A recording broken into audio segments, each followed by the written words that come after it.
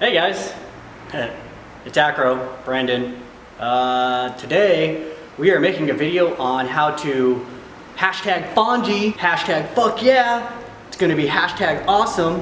So what we're gonna do here is I'm gonna go through the components of doing a FONJI. I'm gonna break it down into probably 3 or 4 different steps, and then I'm also gonna include some different exercises that you can do in your own time to build up some strength and get the FONJI. So let's hashtag get started.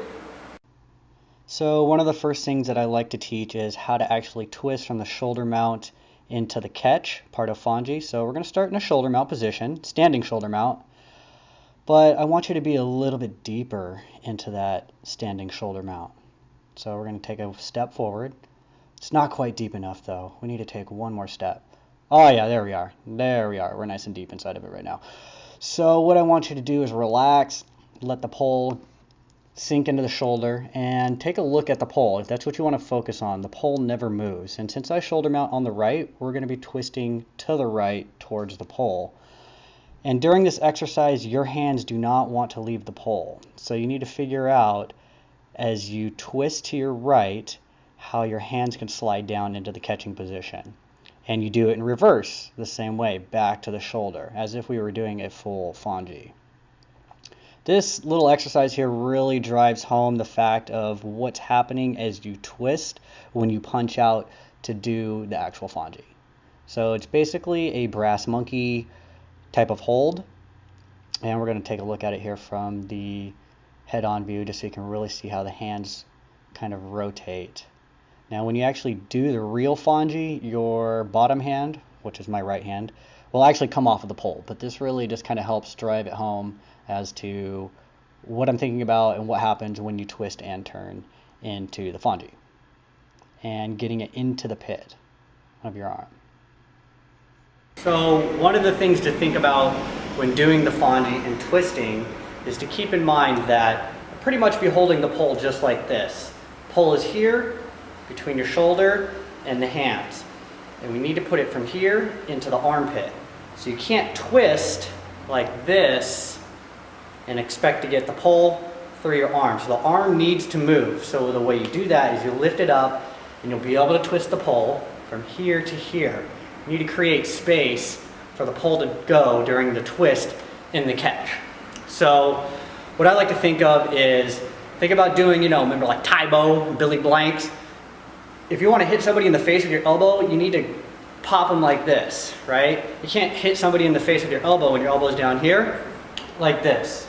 So the FONJI is pretty much the same thing. You're going to twist, but as you twist towards the pole, you need to make that pocket available to catch. So it's going to go from here, boom, and a catch like that. Now I know most of you ladies are going to want to try and do it from a straddle position first.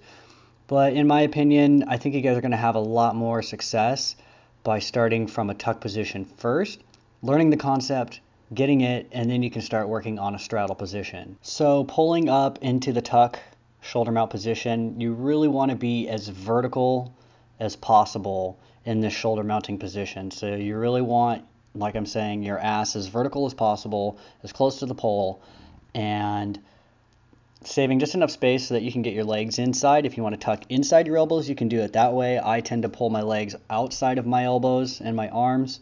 That's just my style. But what you don't want to happen is to allow your hips to fall and to be trying to hold yourself completely horizontal with the floor. All right, moving on. So from the shoulder mount position, basically you want to start punching vertical. Notice I'm punching vertically, not horizontally. This is the stuff that's the shoulder hop basically, but it's that explosive energy that gives you just enough hang time so that you can twist and actually do the catch. Without this energy, it's a lot more work to actually make the FONJI happen. Slow-mo time. All right, so check this out. You're going to notice I explode upwards, and basically once I fully extend, I let go of my hand for a second, and there's like a moment of weightlessness there. Explode, let go, recatch. All right, FONJI time in real time. So we're going to watch it, punch, twist. Same thing here. I punch vertically, twist, catch. Here on the head view, you can see it. Punch straight up, twist, and then catch. So basically what happens is when you twist and do the catch, the bottom hand or the right hand is basically the brake that is going to slow you down as you come crashing towards the pole. So you twist, you catch in the armpit, right hand comes down, and that's the brake that slows the momentum.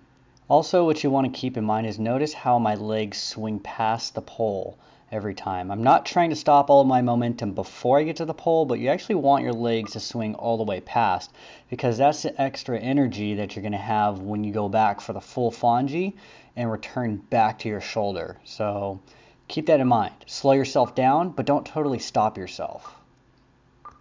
All right, let's start with a few final exercises. I call these FONJI swings. There's probably a better name, but you're going to basically just swing your legs backwards. What you don't want to do is swing and put your butt up in the air halfway like this.